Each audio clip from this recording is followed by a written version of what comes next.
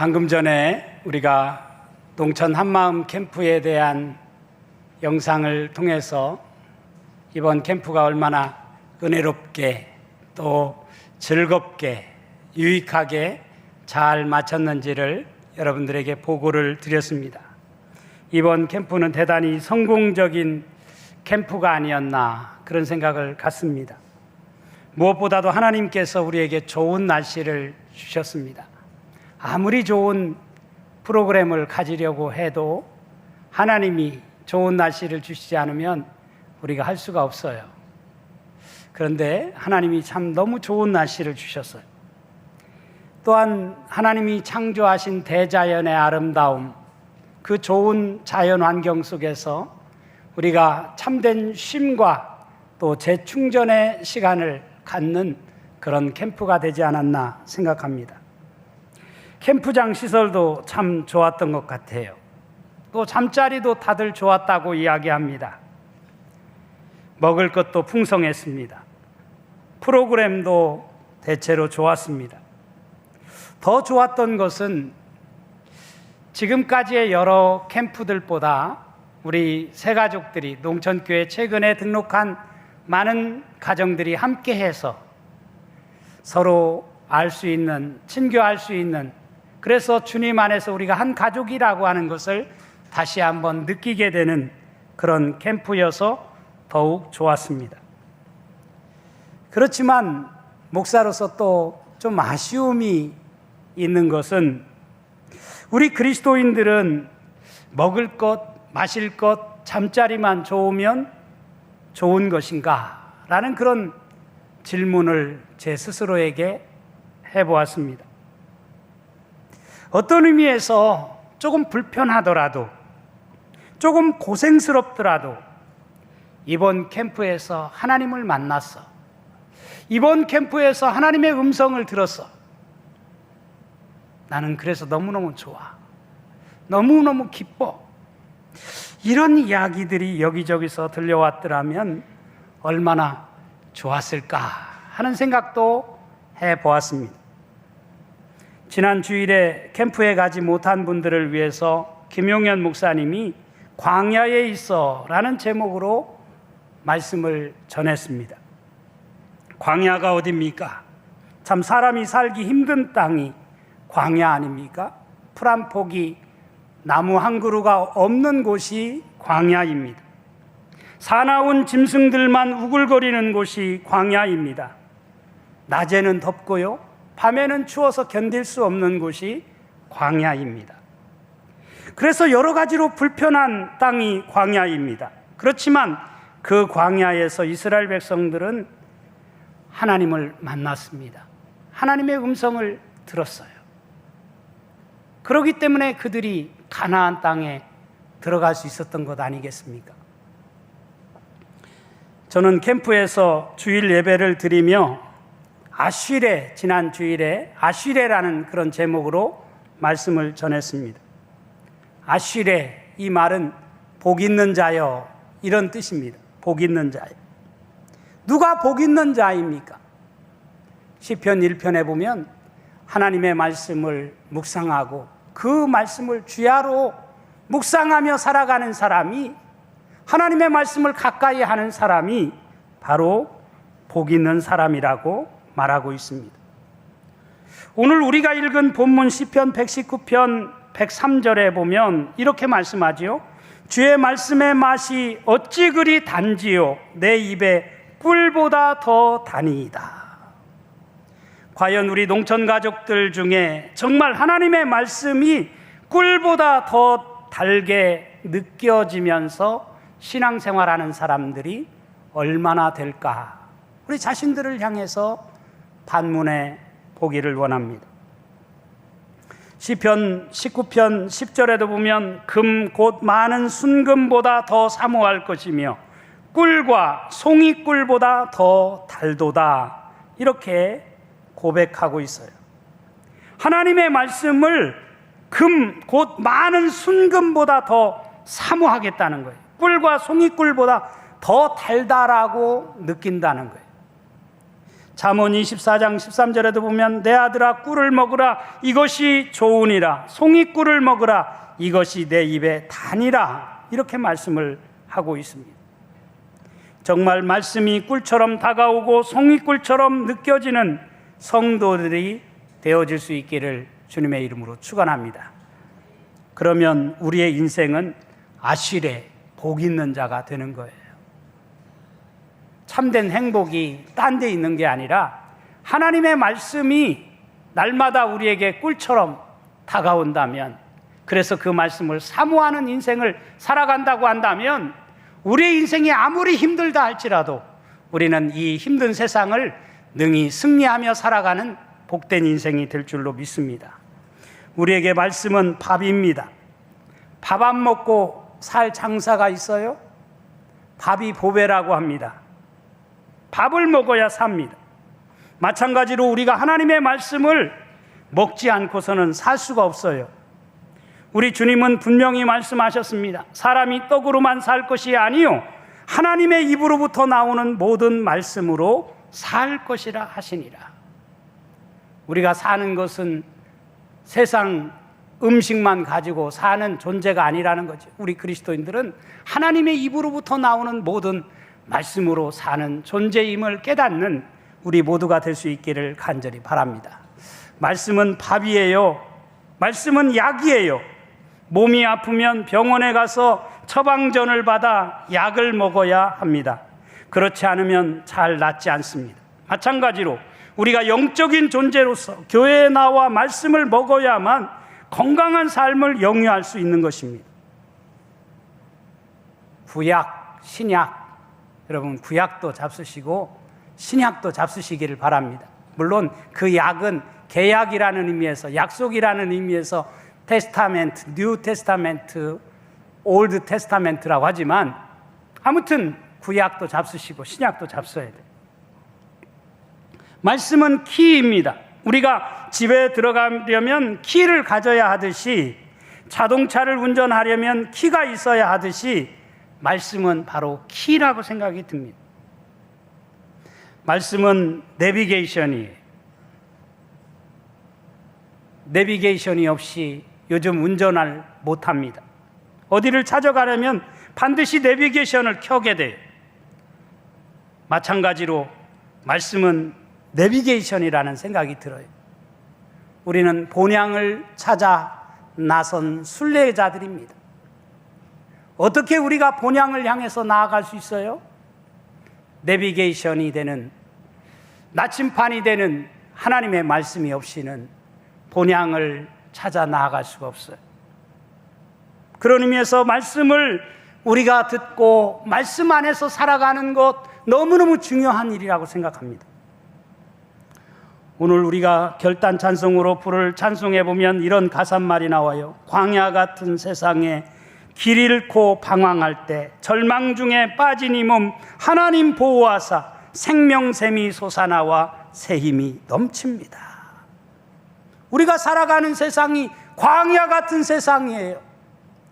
광야 같은 세상에서 길 잃고 헤매일 때 생명샘이 하나님의 말씀 속에서 솟아나와 새 힘이 넘칩니다.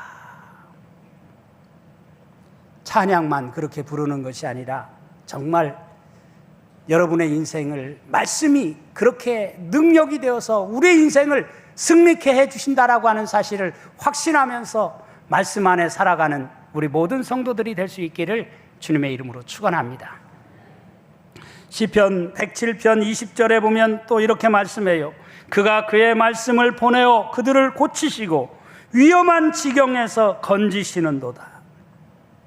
하나님께서 당신의 말씀을 우리 가운데 보내어 그들의 중병을 고쳐주시기도 하고 또 위험에 처해 있을지라도 그 위험한 지경에서 건져주시는 역사를 말씀을 통해서 나타내신다라고 우리에게 말씀해 주고 있어요. 여러분 살면서 한 번도 중병에 걸리지 않고 건강하게 살아갈 자신 있는 사람이 있습니까? 다 그렇지 못합니다. 우리는 언제 어떤 병에 시달리게 될지 몰라요. 또 때로는 살면서 위험한 지경에 처할 때도 있어요. 그런 상황 속에서 우리가 그런 어려움을, 그런 고통을 어떻게 이겨낼 수 있겠다는 말이에요?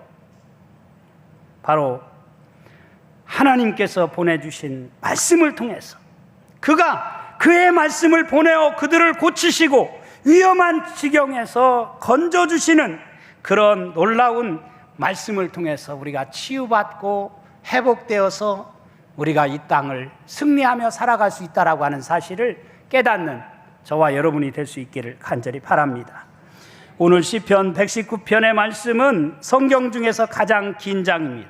무려 176절까지 되어 있어요. 시편 119편은 토라를 읽고 묵상하고 나아가 연구하는 자가 복 있는 사람임을 말하고 있는 말씀입니다. 그래서 신학자들은 시편 119편을 토라시라고 그렇게 부릅니다. 119편은 모두 8절씩 나뉘어 22연으로 구성되어 있습니다. 연의 서두가 히브리어 알파벳 22자의 순서대로 시작이 됩니다. 그러니까 오늘 우리가 읽은 말씀은 제13년에 해당되는 말씀이라고 할 수 있습니다. 여기 보면 말씀을 가리켜서 주의 법, 주의 계명, 주의 증거, 주의 법도, 주의 규례, 이런 다양한 말을 통해서 다양한 표현으로 말씀하고 있는 것을 볼 수가 있습니다. 여러분, 여러분에게 말씀은 무엇입니까? 여러분에게 말씀은 어떤 거예요? 말씀이 여러분이 주일날 교회에 나올 때마다 들고 다니는 액세서리인가요? 아니면 말씀이 여러분들에게 임기응변 살아갈 수 있도록 만들어주는 인스턴트 식품인가요? 아니면 말씀이 내 집에 고이 장식해 두는 장식품인가요? 나에게 말씀은 아무것도 아니야. 있어도 그만, 없어도 그만인 거야. 그렇게 생각하며 살아가십니까? 저는 여러분에게 정말 하나님의 말씀이 이 세상을 살아가는 데 있어서 없어서는 아니 될, 앞에서도 말씀드린 것처럼 밥이 되고 약이 되고 키가 되고 내비게이션이 되는, 그래서 나는 말씀 없이는 한순간도 살아갈 수 없어, 이렇게 고백하며 살아갈 수 있는 우리 농촌의 모든 성도들이 되어질 수 있기를 주님의 이름으로 축원합니다. 그러려면 말씀을 가까이 하셔야 합니다. 말씀을 먹어야 합니다. 말씀을 배워야 합니다. 말씀 속에 잠겨야 합니다. 가끔 이단에 빠진 사람들을 보게 돼요. 20년, 30년 신앙생활 했는데 어떻게 이단에 빠질 수 있지? 저렇게 엉터리 아무것도 아닌 그런 잘못된 교리에 어떻게 현혹되어서 말씀에 빠질 수 있을까? 이단에 빠질 수 있을까? 이해가 되지 않아요. 이단에 빠진 사람들을 보면 공통적으로 성경 공부하겠다고 자기 교회에 한번 가보자고 해가지고 그 사람들이 꼬셔서 거기에 가게 됩니다.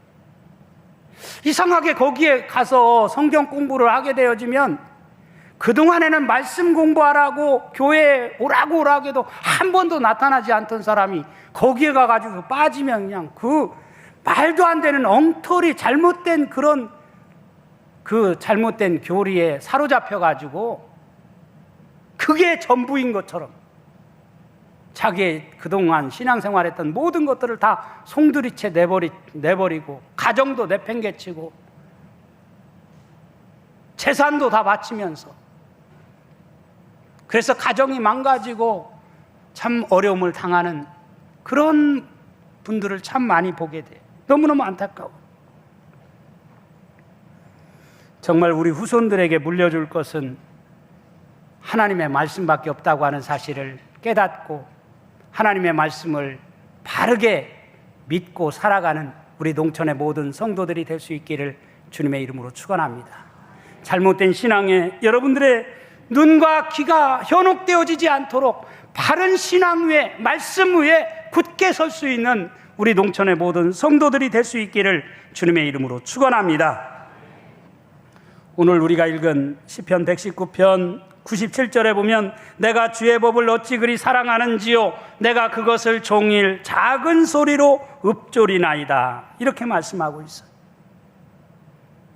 내가 주의 법을 어찌 그리 사랑하는지요. 저는 여러분의 입에서 이런 고백이 나왔으면 좋겠어요.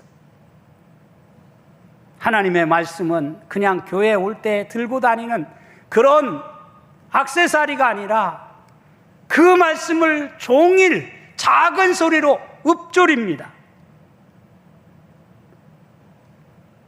마치 사랑하는 사람을 떠올리면서 그의 모습이나 이름을 읊조리듯이 하나님의 말씀을 읊조리게 되면 여러분에게 놀라운 일이 일어나게 될 줄로 믿습니다. 98절에 보면 주의 계명들이 항상 나와 함께하므로 그것들이 나를 원수보다 지혜롭게 하나이다, 이렇게 말씀하고 있어요. 사탄은 항상 우리를 넘어뜨리려고 호시탐탐 노립니다. 이런 현실 속에서 어떻게 우리가 승리하며 살아갈 수 있는가? 오직 말씀밖에는 없습니다. 예수님께서도 공생애를 시작하시면서 말씀으로 자신에게 다가오는 모든 유혹을 물리쳤다라고 하는 사실을 우리가 잘 알잖아요. 요한복음 1장 1절에 보면 말씀이 곧 하나님이라고 했습니다. 그러니까 말씀과 함께 살아가는 사람은 하나님께서 언제나 지켜주셔서 우리를 넘어뜨리려는 원수조차도 꼼짝 못하게 만드는 힘이 어디에 있느냐? 하나님의 말씀에 있다는 거예요. 그런 의미에서 말씀을 가까이 하고 말씀으로 무장해야 우리가 이 힘든 세상에서 우리를 넘어뜨리려고 하는 원수들이 많은 세상 속에서, 사탄의 유혹이 많은 세상 속에서 우리가 이겨낼 수 있는 것입니다. 99절에 보면 또 이렇게 말씀하고 있어요. 내가 주의 증거들을 늘 읊조림으로 나의 명철함이 나의 모든 스승보다 나으며, 하나님의 말씀을 항상 읊조리고 살아가는 사람은 많은 스승보다도 더 명철한 삶을 살게 된다는 거예요. 계속해서 읊조리다는 말이 여기 반복되어서 나오는데 국어사전에 제가 찾아보니까 읊조리다는 말이 이렇게 뜻을 해석해 놨더라고요. 뜻을 생각하며 감정이나 억양을 넣어 낮은 목소리로 읽거나 외다. 뜻을 생각하며 감정이나 억양을 넣어 낮은 목소리로 읽거나 외는 것이 바로 읊조리는 것이래. 여러분, 말씀을 그냥 주일날 와서 한번 목사 설교를 할 때나 듣는 것으로 만족하지 마시고 날마다 말씀을 읊조리는 그 뜻을 생각하면서 그 말씀을 감정이나 억양을 넣어서 낮은 목소리로 읽거나 외는, 그렇게 읊조리는 그런 삶을 한번 살아보십시오. 그러면 여러분의 인생에 놀라운 역사가 일어나게 될 줄로 믿습니다. 그런 시간을 하루에 단 10분이라도 1시간이라도 갖는다면 아마 여러분의 인생에 놀라운 변화가 일어나게 될 줄로 믿습니다. 100절 말씀은 이렇게 되어 있어요. 주의 법도들을 지킴으로 나의 명철함이 노인보다 나으니이다. 주의 법도들을 지키기 때문에 나의 명철함이 노인보다 낫다라고 말씀을 하고 있어요. 노인이 가진 지혜보다 더 뛰어난 삶을 어떻게 살아갈 수 있느냐? 바로 주의 법도들을 지킬 때, 주의 법도들을 지켜 행할 때 우리는 경험이 많은 노인보다 더 지혜로운 삶을 살아갈 수가 있다라고 말씀을 합니다. 그러니까 결론적으로 주의 말씀만 내게 있다면 정말 우리는 두려워하거나 걱정할 필요가 없습니다. 이 세상을 얼마든지 승리하는 삶을 살아갈 수가 있는 것입니다. 말씀이 든든한 백이 되고 말씀이 내 삶의 힘의 원천이 되기 때문입니다. 찬송가 442장 가사에 보면 이렇게 되어 있어요.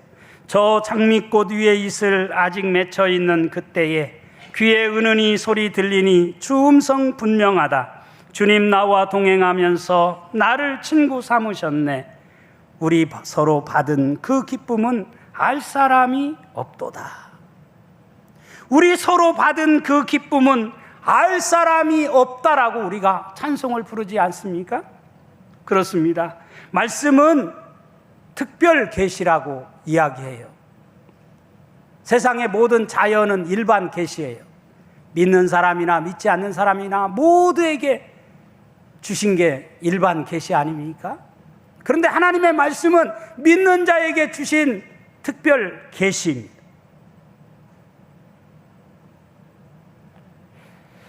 기도원 사역을 하는 우리 문장로님께서 가끔 그런 말씀을 하셔요.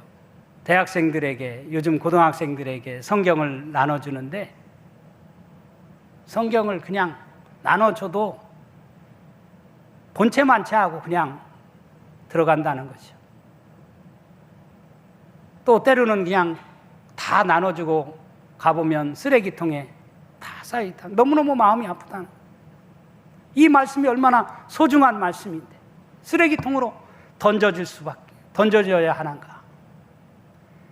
여러분, 특별 계시인 하나님의 말씀, 우리 믿는 자에게 주신 너무너무 소중한 말씀, 이 말씀이 여러분의 생명을 살리고 여러분의 가정을 살리고 여러분의 미래를 책임져주는 능력이 되어지는 말씀임을 깨닫는 우리 동천의 모든 성도들이 될 수 있기를 주님의 이름으로 축원합니다.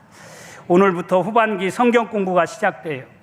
잠시 중단되었던 샘 모임도 이번 주부터 시작하기로 했습니다. 이번 모임에 여러분 모두가 지금까지는 더 참여하지 못했을지라도 이제부터는 여러분 말씀을 나누는 자리에 여러분 모두가 참여할 수 있는 우리 동천의 모든 성도들이 될 수 있기를 간절히 바랍니다.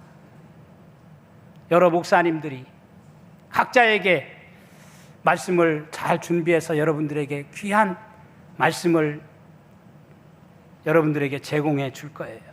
사모하는 마음으로, 갈급한 마음으로 참여할 수 있는 여러분이 되시기를 주님의 이름으로 축원합니다.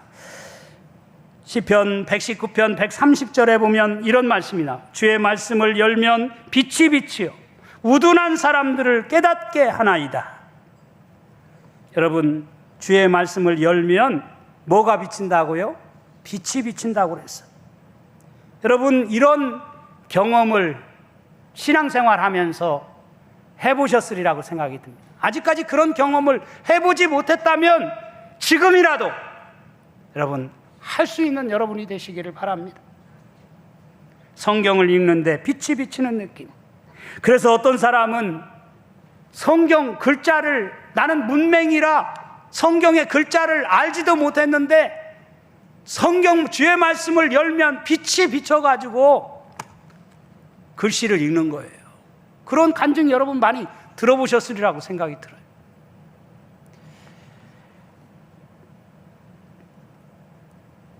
어거스틴이라는 중세 유명한 참 훌륭한 교부가 있어요.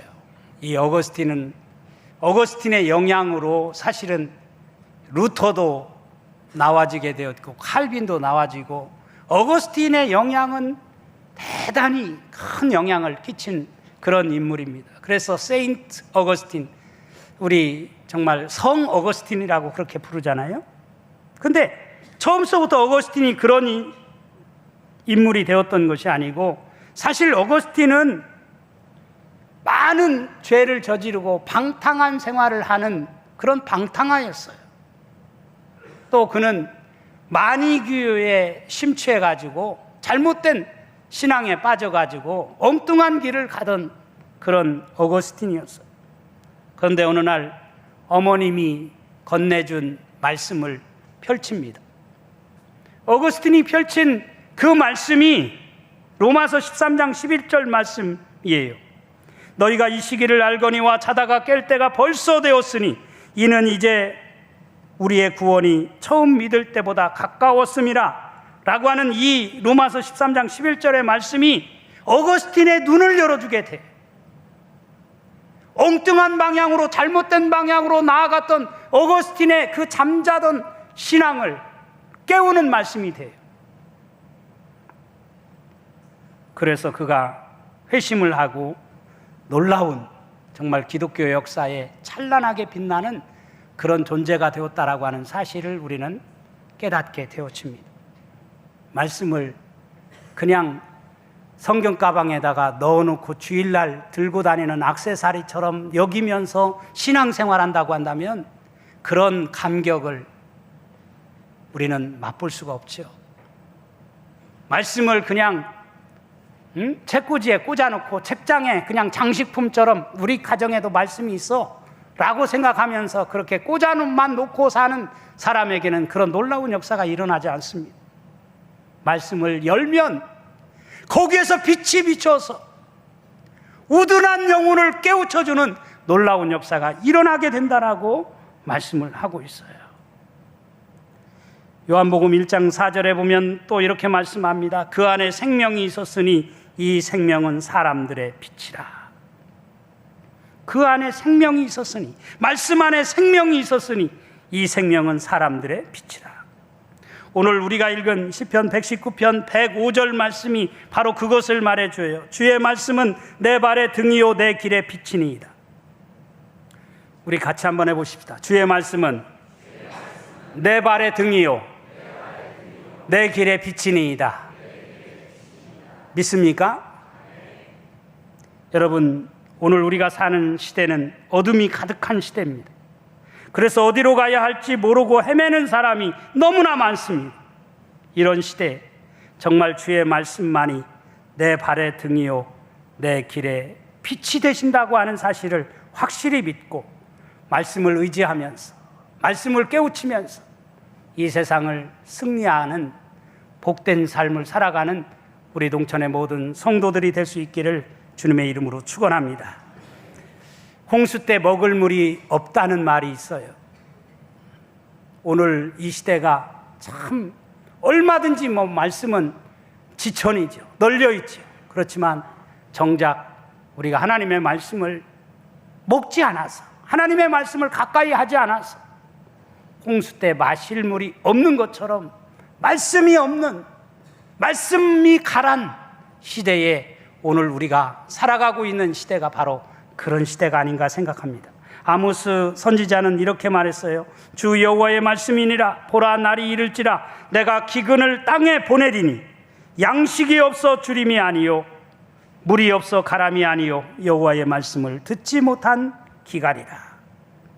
말씀이 없어 기갈을 겪고 있는 이 시대, 우리 농촌 가족들은 말씀을 가까이 하며 이 가을 풍성한 열매를 거두며 살아가는 우리 동천의 모든 성도들이 될 수 있기를 주님의 이름으로 축원합니다.